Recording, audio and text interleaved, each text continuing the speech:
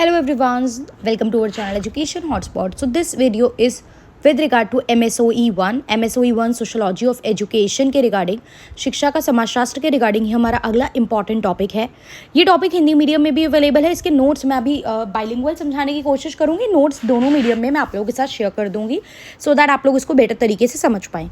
हमारा टॉपिक क्या है? हमारा टॉपिक है Mandal commission and education, right. So Mandal commission exactly क्या होता है और वो किस तरीके से एजुकेशन से लिंक है। मंडल कमीशन क्या है?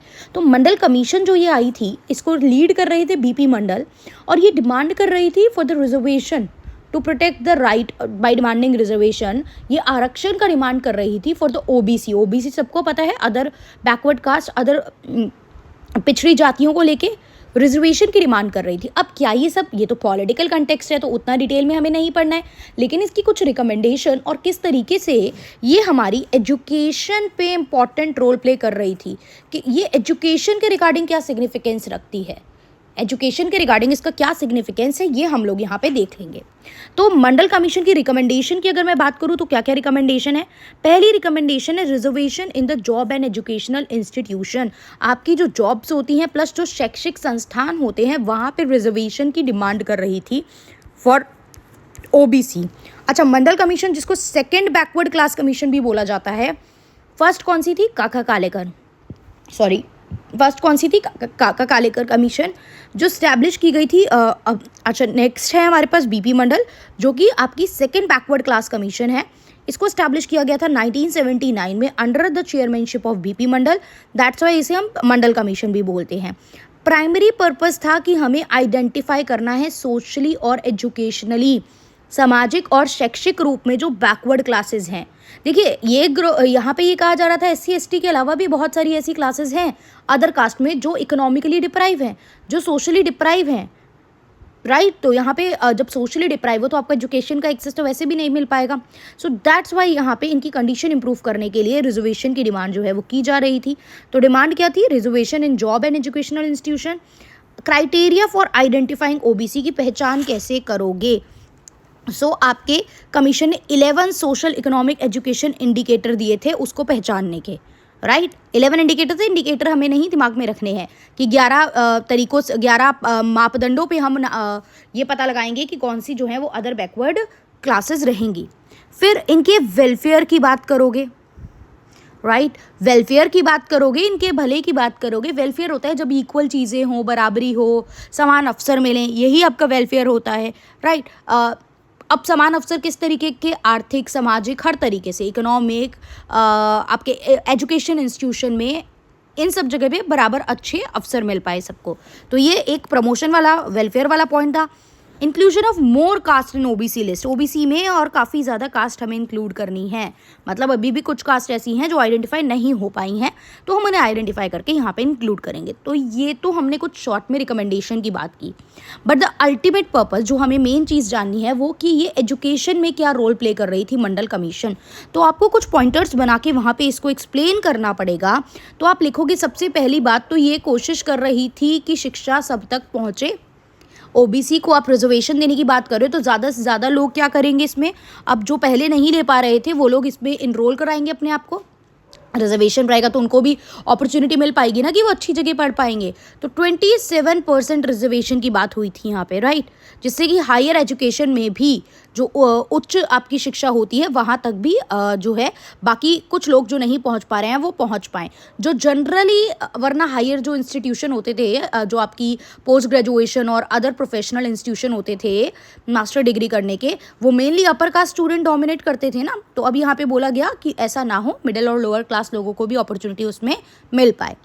सोशल इक्वालिटी रहे, सामाजिक मतलब एक तरीके से समानता रहे। कैसे रहेगी? जब सबको बराबर अवसर मिलेंगे, जब हर तबके का लोग यहाँ पे इंक्लूड होगा, जब इंक्लूसिवनेस होगा, जब समावेश देखने को मिलेगा। समावेश मतलब हर group, marginalise section, disadvantage section जिनको आप कह रहे हो वो लोग भी इसमें इंक्लूडेड हैं। फिर ह्यूमन कैपिटल का डेवलप होना, मानव पूंजी डेवलप होगी। कैसे? जब ज़्यादा से ज़्यादा लोग पढ़ पा रहे हैं, अच्छी जगह से शिक्षा ले पा रहे हैं, आगे अच्छी स्किल ले पाएंगे, अच्छी नौकरी मिल पाएगी, तो जो आपका ह्यूमन है वो ज़्यादा स्किलफुल रहेगा। और ह्यूमन की स्किल्स और नॉलेज को बढ़ाने को ही हम क्या कहते हैं? ह्यूमन कैपिटल कहते हैं। तो ये भी पॉइंट रहेगा। देन फिर इसके चैलेंजेस एंड क्रिटिसिज्म की बात, मतलब इसमें कुछ परेशानियाँ भी हैं।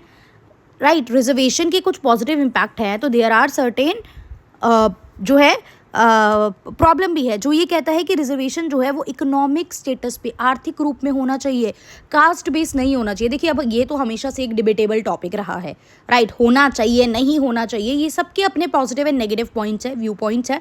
आप वही है, ये टू एंड फ्रो वाला है कि हम फेवर में बोलेंगे अगेंस्ट बोलेंगे, तो दोनों के काफ़ी सारे पॉइंट्स कलेक्ट किए जा सकते हैं। तो यहाँ पे कह रहे हैं कि इकोनॉमिक स्टेटस पे होना चाहिए, कास्ट स्टेटस पे नहीं होना चाहिए।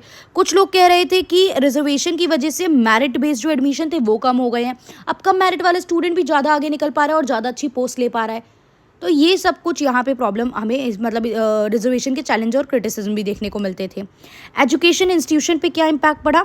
एजुकेशन इंस्टीट्यूशन में को अपने जब आप अडॉप्ट करेगा कोई भी संस्था, तो भाई आप एक तरीके से देख पाओगे कि हर वैरायटी का स्टूडेंट आएगा, क्योंकि रिजर्वेशन के थ्रू आप कोटा दे रहे हो, राइट। फिर क्या होता है, क्वालिटी ऑफ एजुकेशन की बात आती है।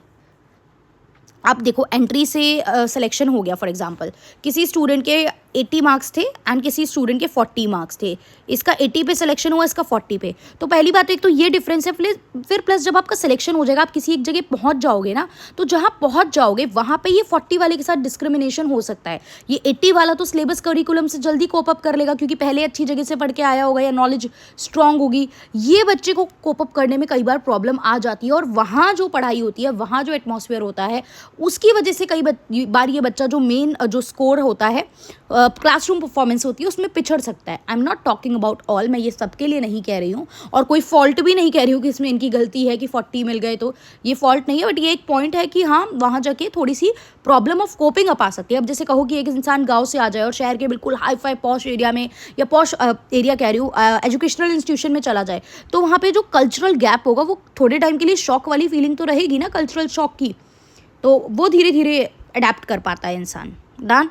सो या, this is the question Mandal commission को लेके अगर आपसे पूछे। अब पॉल साइंस का पेपर तो नहीं है ये, मंडल कमीशन की सारी पॉलिटिकल कहानी बताओगे। मंडल कमीशन का एजुकेशन में क्या सिग्निफिकेंस और रोल है वो आपको बताना है। और ये आप ये भी लिख सकते हो इसमें एक और पॉइंट ऐड करके, विच इज़ नॉट देयर, कि ये एजुकेशन को इंक्लूसिव बनाने की बात करती है। इंक्लूसिव एंड होलसम एजुकेशन, मतलब सब तक पहुँचे, समावेशी शिक्षा, इसको भी प्रमोट कर रही है कहीं ना कहीं ये मंडल कमीशन जो है कर रही थी, सॉरी, समावेशी शिक्षा का प्रारूप को भी ये प्रमोट कर रही है कि ज़्यादा से ज़्यादा लोगों को एजुकेशन जो है वो मिल पाए।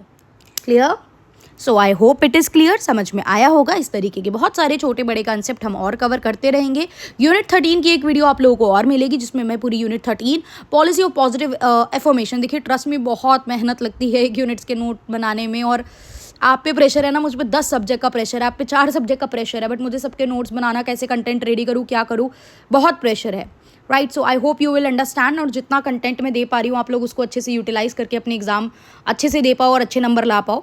यूट्यूब प्लेलिस्ट में मान के चल रही हूँ आप लोगों ने देख ली होगी, और पेड क्लास वाले स्टूडेंट ने YouTube playlist plus paid classes दोनों देख ली हैं। नहीं देखे तो फटाफट से उनको आप कंप्लीट कर सकते हैं, सो दैट जितना पढ़ेंगे उतने डाउट आए तो आप मुझसे डाउट भी क्लियर कर सकते हो, और मैं ट्राई करूँगी कि इस तरीके की और कंटेंट भी आप लोगों को प्रोवाइड कराती रहूँ। So that's all for this, thank you everyone.